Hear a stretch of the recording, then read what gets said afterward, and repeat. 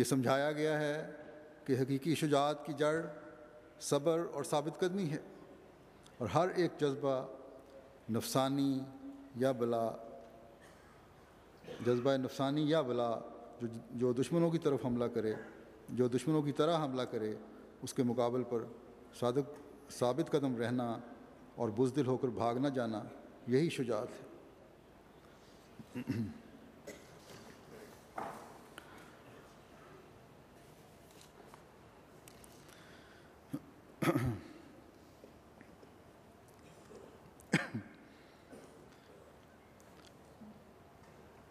یہ ٹھیک ہے کہ شیطان بعض اوقات افراد جماعت کو نقصان پہنچا دیتا ہے اور پہنچاتا رہے گا، کیونکہ اللہ تعالیٰ نے اسے اس کام کی چھوٹ دی ہوئی ہے۔ حضرت مسیح موعود علیہ الصلوۃ والسلام نے جو یہ فرمایا کہ شجاعت کی جڑ صبر اور ثابت قدمی ہے، یہ صبر اور ثابت قدمی کی حقیقت تو اس وقت سامنے آتی ہے جب دشمن عملی حربے استعمال کرتا ہے۔ خوف زدہ کرنے کے لیے صرف دھمکیاں نہیں ہوتی بلکہ نقصان پہنچاتا ہے، اور ایک مومن نے اس حالت میں بھی صبر اور ثابت قدمی دکھانی، بہادری سے بغیر کسی خوف کے ان حملوں کا سامنا کرنا ہے۔ کتنے عظیم ہیں وہ مومنین جنہوں نے آج بھی صبر و استقامت کے وہ نمونے قائم کیے جو ہمیشہ زندہ رہیں گے۔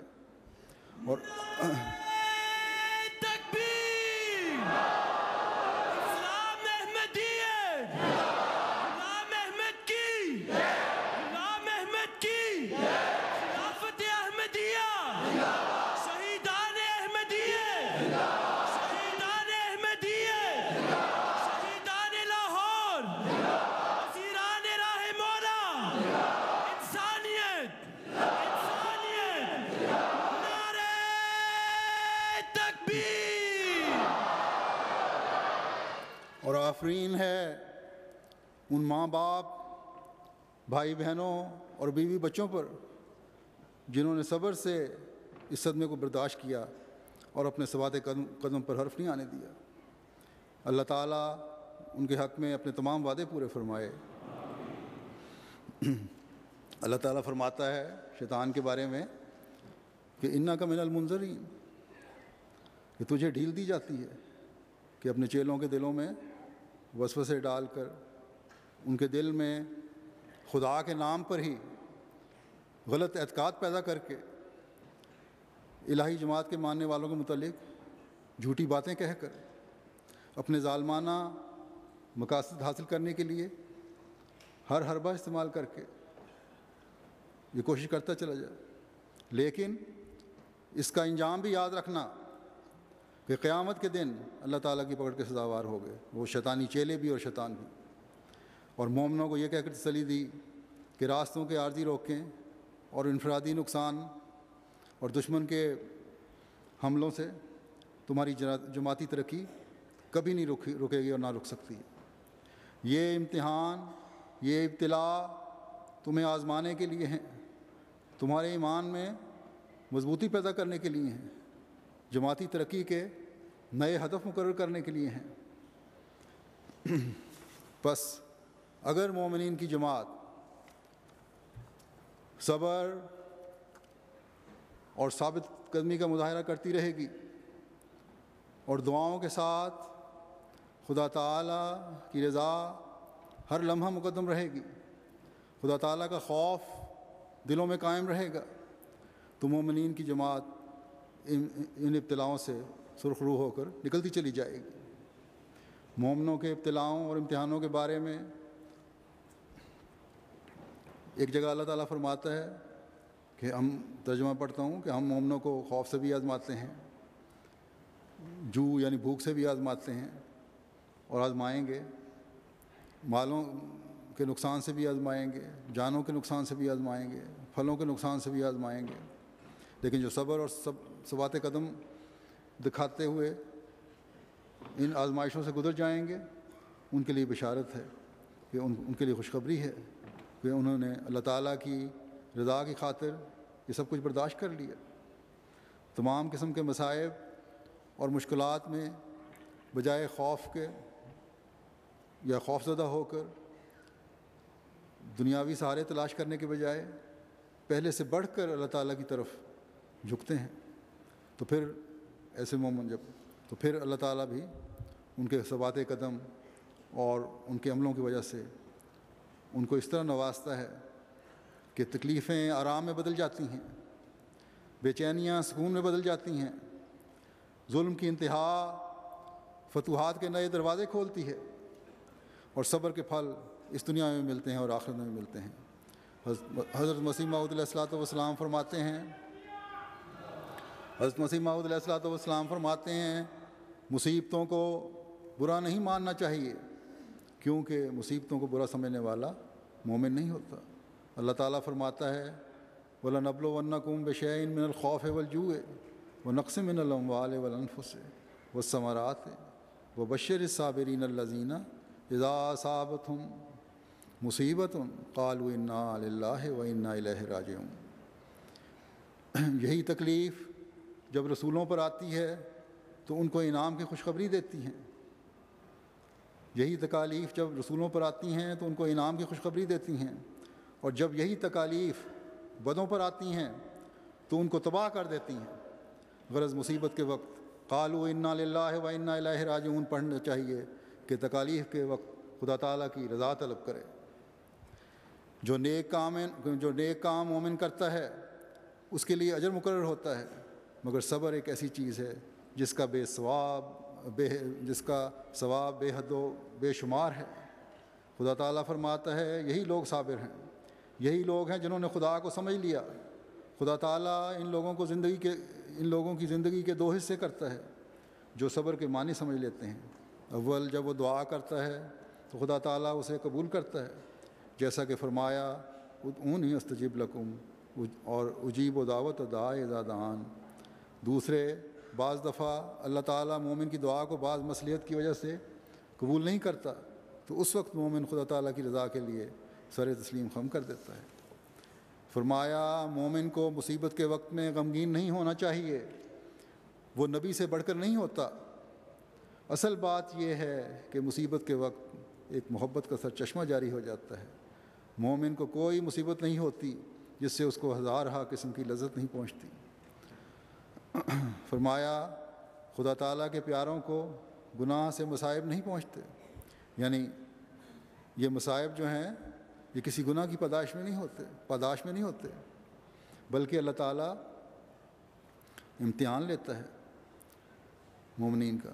پھر اس کی مثال دیتے ہوئے آپ آگے فرماتے ہیں کہ دیکھو جب تک لڑکی اپنے والدین کے گھر میں ہوتی ہے والدین اسے بہت پیار کرتے ہیں، اور نکاح کے وقت اگرچہ والدین کو بہت تکلیف ہوتی ہے، حتیٰ کہ والدہ ایک طرف روتی ہے اور والد ایک طرف روتا ہے، تاہم وہ سب تکالیف برداشت کر کے اس کو ہمیشہ کے لیے الگ کرتے ہیں. اس کی کیا وجہ ہے؟ وہ جانتے ہیں کہ اس لڑکی میں ایک جوہر ہے جو سسرال میں جا کر ظاہر ہوگا، اس لیے مومن کے جوہر بھی مصائب سے کھلتے ہیں. چنانچہ دیکھو رسول کریم صلی اللہ علیہ وسلم کے دکھوں اور نصرت کے زمانے پر آپ کے اخلاق کو کس طرح ظاہر کیا گیا. اگر رسول کریم صلی اللہ علیہ وسلم کو تکالیف نہ پہنچتے تو اب ہم ان کے اخلاق کے متعلق کیا بیان کرتے. مومن کی تکالیف کو دوسرے بے شک تکالیف سمجھتے ہیں، مگر مومن اس کو تکالیف نہیں خیال کرتا. غرض یہ ضروری بات ہے کہ خدا تعالیٰ اپنے مقرب کو دوسروں کی نسبت زیادہ دکھ پہنچائے. مومن کو ہر روز مرنا پڑتا ہے، اور یہ ضروری بات ہے کہ انسان اپنی سچی توبہ پر قائم رہے.